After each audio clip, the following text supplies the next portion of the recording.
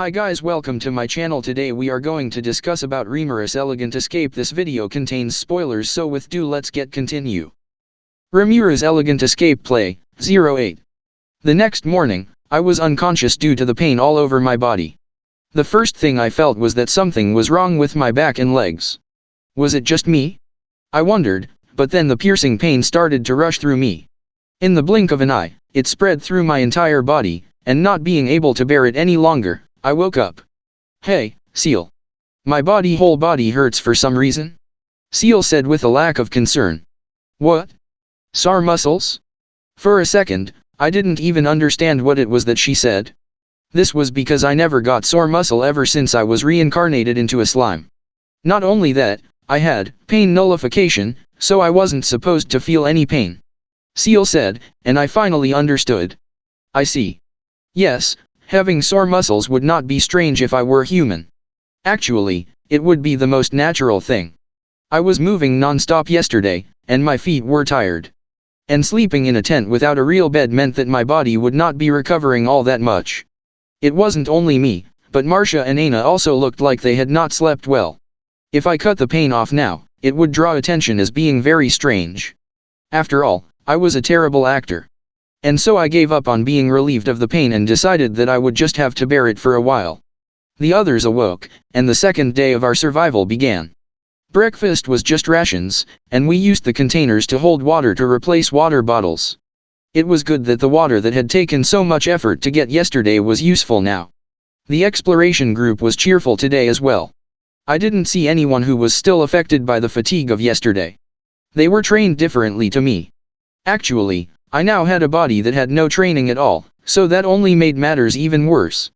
In any case, the exploration group did their roll call in full gear in front of the magic circle, and then set out after the physical boost magic had spread to all of them.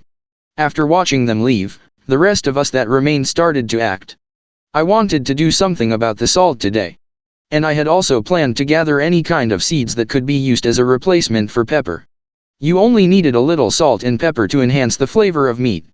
To be honest, while I could bear the pain of my sore muscles, I could not bear having to eat bad food. I felt like I was whipping my sore body as I walked over to the others in the group. /div. You look like you're in pain. Are you alright?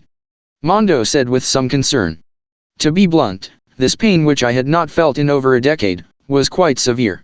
However, my pride did not allow me to be the only person to give up. Of course, I'm alright. More importantly, where are we going today? Huh? Aren't we going fishing today as well? I said while pushing back the pain. George looked at me with surprise. I thought that it was fishing today again. Me too. Marcia and Aina also thought we were going fishing. Mondo was nodding, so he must have been thinking the same thing. Considering what happened yesterday, we probably won't catch much. I don't think we should go fishing today. Besides, we ran out of salt yesterday. Unless we find something to replace it, we won't be able to eat our catch in a way that tastes good, you know. I explained, and everyone agreed with it. It seems like everyone else is going towards the watering hole anyway. And I want to explore in a different direction from yesterday. That way, it would be only us who would be acting separately from the gathering group. There weren't enough instructors to escort us, and it was a little risky from a safety perspective, making it the most realistic to investigate near the watering hole. Alright. Let's gather all kinds of plants and seeds today. George declared excitedly, and we nodded in agreement. The students that had been out gathering yesterday were only looking for fruits that were edible. However, today I intended to search for herbs or seeds that could be used as condiments.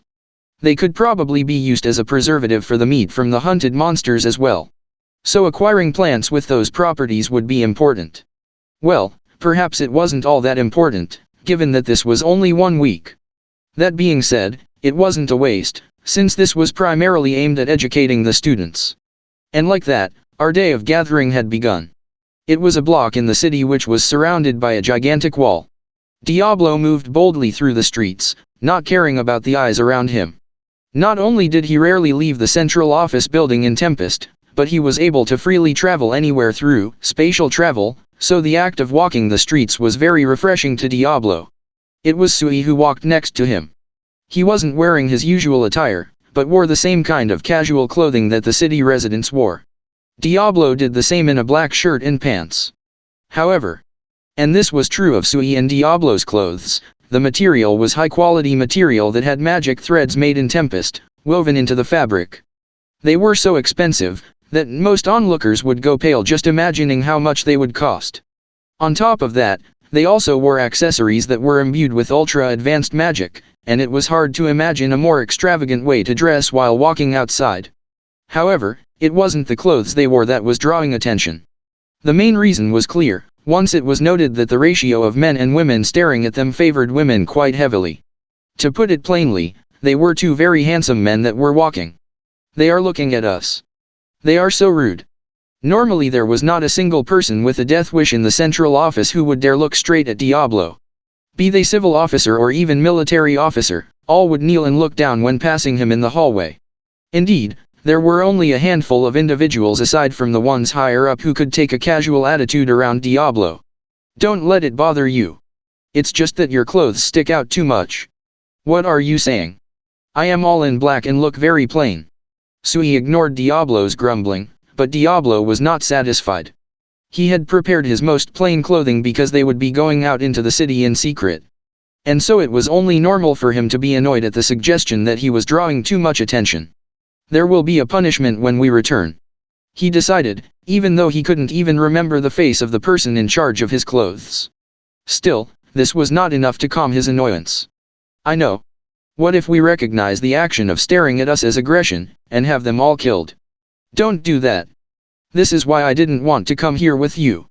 Diablo had made this suggestion very happily, but Suhi callously rejected it. And so they continued to be stared at by residents until they reached their destination.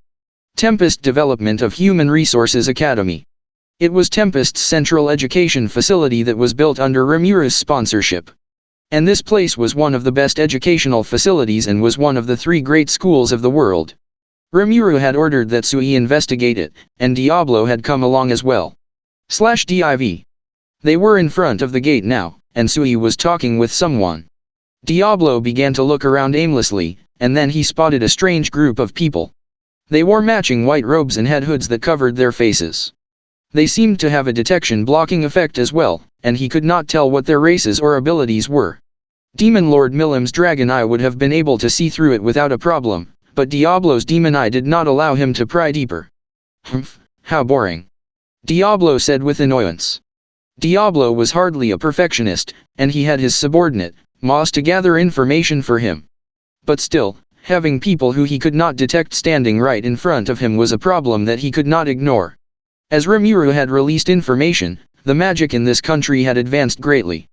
Because of this, anti-devil weaponry had also been improved, and now the demons could no longer feel completely safe, even though they were the strongest race.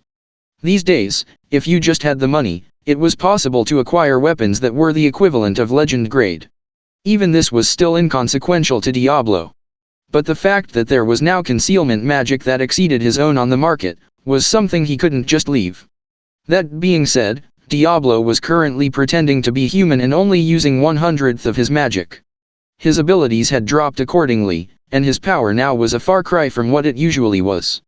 Diablo's demon eye was also affected by his magic, so comparing it to Rimuru or Milim, whose powers did not depend on it, was not exactly fair. But that wasn't an excuse for Diablo. He did not like this at all. The wearers are estimated to be Holy Knight level. But they acquired legend weapons and gained power. Something like that. They were not strong enough for him to be cautious. Even now, if Diablo took them head-on, he could kill all of them in less than a minute. But still, something about this irritated him. It had to do with the atmosphere that oozed out from the group. Diablo was about to take a step forward, but someone grabbed his shoulder with a "Don't. You try to cause trouble the moment that I take my eyes off of you," Suhi said with exasperation. He. No, that's just not true. Those people were unsettling, so I thought I might talk to them. That is what I mean by causing problems, Suhi said and shook his head.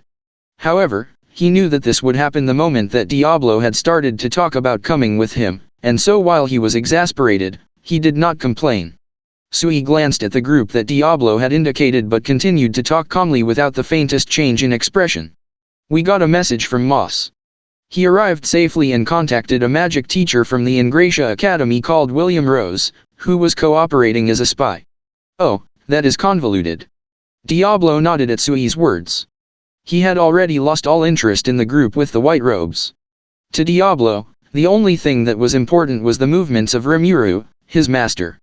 It was because Sui understood this, that he brought it up. After Laplace had left, Diablo had called for Moss. And then he ordered for the smallest unit clone that was made from Moss to be relocated close to Rimuru without anyone noticing. This mission was put into effect by Moss's clone using shadow movement through the sticky steel string that connected Sui and Rimuru. Spatial travel allowed you to travel immediately, but they could not do anything like that since it would draw attention. And just now, after flying through the shadow space at super high speed, Moss contacted him to announce that he had succeeded in landing on Maldoland Island. It would be best if Rimuru did not notice, but it didn't really matter either way. Just like Diablo, Rimuru's power had also been weakened. Actually, he had dropped it to be level with humans, so it had dropped at a much more severe rate compared to Diablo.